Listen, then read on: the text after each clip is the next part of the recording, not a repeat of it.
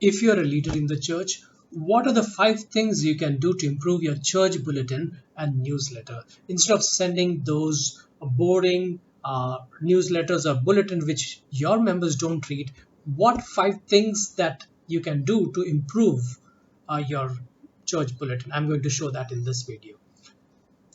To start with, let's look at this newsletter that is sent by the Economic Times. Now, Economic Times, as we know, is one of India's largest newspaper, particularly in the business circle, and they know that their audience do not have time to read. So they have put a lot of effort and did a lot of research to understand what should they write so that their readers will be interested in to invest the time and read. So let's learn from them. First is they begin with a question. Now, this is a scary question. Are you digitally secure? Because you hear this in the newspaper that even those who are tech savvy, even those who are rich, or as well those who are gullible, they all are under the constant threat that they can be attacked. So this is a pain point. This is an area of concern they begin with. So the first 4 words that they use grabs their attention and they evaluate that yes, I should read further. Then they come up with a solution. Answer these 10 questions to find out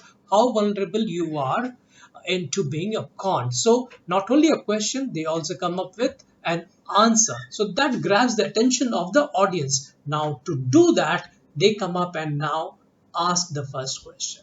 Now we need to understand from this that though we don't have enough money to do the research and find out what we should do, but we can simply use the ways these newsletters or these Economic Times, such magazines eventually do out of the research. So we'll copy their action points. So first they brand it. On the top they have a very bright brand. Look at that ET, very short form. So it's eye-catchy, and they don't take the entire space trying to write your church name and the logo and the cross and the pigeon and the fire. Not that. They just have this eye-catchy logo. So first thing now is the eye-catchy logo. Then you can go on with a lesser dominating font with your name, right? And put a date, and then come to the most important thing. So you don't digress your audience, you come up to the first point, and then you also tell the audience, certainly look at this font color, it is light. This does not distract the audience from the main agenda. They could have definitely used a higher font and understand this is print media. They understand print very well. They could have put this in bold 1, trying to tell that not only 1, there are 10 points in this newsletter, but they don't do that immediately. This is a subtle font color, but with a good readable size. Okay, then they say, see, look at this font size, it is bigger than the first one. Then they tell you the first question, why you are here. You ask them this question, right? So they come up with this first question, and then they give an answer. So this is a clickable link. You can see that this is a clickable link. If you click, it will take you to a page where they actually get engaged into reading. Now this is where is engagement. Now if you just publish that article, people will not read that. Whether you publish in the print or online, they are not going to read it until they decide that they should read it, right? And that's the first point. Second, that if you're sorry, there are 2 points. First, I told you about the title should be very catchy. Let's summarize that. The title should be very catchy with an answer, and then tell them that there are more points to it. Lead them to reading it and have your logo designed very brightly. Then they go ahead and ask the next question. Now you may be wondering, yes, this is an Economic Times, this is about finances, but what question should we ask? So here is how you can substitute. I'm going to give you an example. So let's see that you are coming up with a similar article that should be appealing to your audience. So your question can be like, are you spiritually secure? Now I have replaced the word digitally to spiritually. So we need to write an article, are you spiritually secure? Now we are not talking about cyber attacks and all. We are talking about in the spirit, about the attacks by the devil. So answer these 10 questions to find out how vulnerable are you to being tempted. That means you can say that, do you read the Bible every day? How much time do you read? How much time do you spend understanding it? Do you pray? Do you pray for your protection? And such 10 things, and you can have an answer to that. So if interested, in my next video, I'll tell you how the article is actually written. Now let's look at the second question.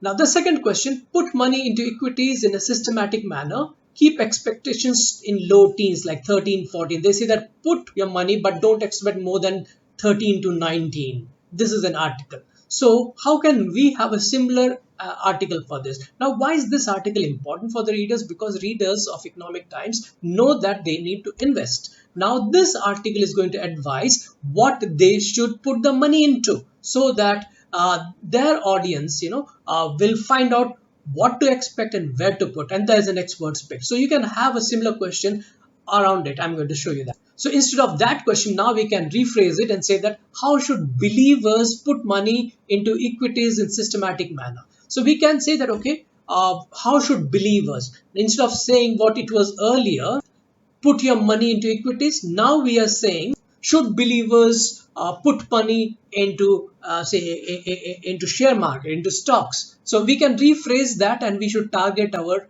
audience like this. Instead of being very specific about equities, we can just say that how should you invest. That can be the next article. So this can be an advice to be financially secure, right? It's there in the Bible. We need to save money, we need to prepare and save money like the ants do, right? So we can write that article around it. Now let's look at the third question in this article. It says that city gas players to gain from high allocation. Now in all these things, you notice one thing. From the beginning, the focus is on you. That means on the reader. The question is on you. The article is on you. Where should you put your money? Are you digitally secure? What are the 10 things that you should, what 10 questions that you should answer to measure how vulnerable you are to the temptation, right? So now going on to the next one, city gas players to gain from higher allocation. So in the city gas players, that means the company that have gas providers, like in Hyderabad you have gas providers like Bhagyanagar Gas Limited.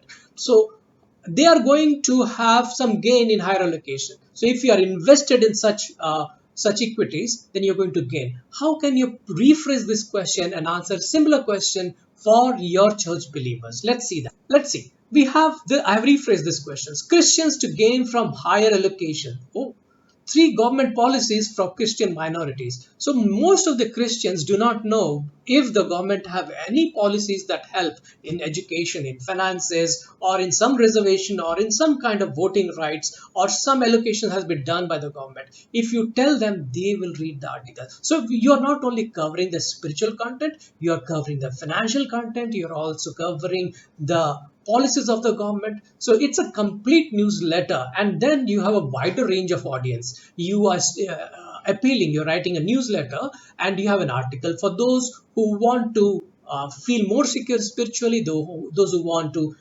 think if finances and investment is a good option, and then what are the benefits that government gives in general to the minorities. Finally, we'll go to the last question. Now let's look at this. Now there are too many questions. They have actually come up with a lot of questions, but I'm going to end this video with an example of this one. The fourth question they ask, what can one do? So you see, this focus is on one. What can one do after being a victim of a cyber crime? Now we need to write an article on the similar lines. Let's see what do I suggest. One way you can rephrase that question and target your church members about this is that, what can one do after being a victim of a temptation and sinning? Now this is a real problem with the church, right? It's a real problem with everyone. So this is a wider audience. Are you going to give up like Judas, or you have a way to come back, repent, and get your walk straight? So such articles are the ones, and then look at the questions that the way they are being framed. So this is key thing in getting your church members engaged into reading what you publish, and thus they will spend time on this. If you are interested, in my next video, I'm going to tell you how the article should be written. For example, for this one, are you digitally secure? Look at how they begin the article. They begin with a story. They say that, hello, Mr. Sharma, here is 15 lakhs for you. But you ask, but why are you giving it to me? The response from the con man is, oh, I just feel like it. Now, if you just give me your house keys, I'll put this money in your cupboard. Now, this is a made up story. So instead of doing this for a financial or a digital conning or a cyber attacker, we can rephrase this situation between the conversation between a person and the devil, and then start writing the article. More on this in my next video. Also, how we can write articles like 5 government schemes to help financially secure domestic helpers or those in not so financially well, right? We can write articles like this. So then here's an article of that. Put your money into how to save your money. How do you suggest, and what kind of returns do you expect? So all these things I'll be able to give an example in my next video. Thank you.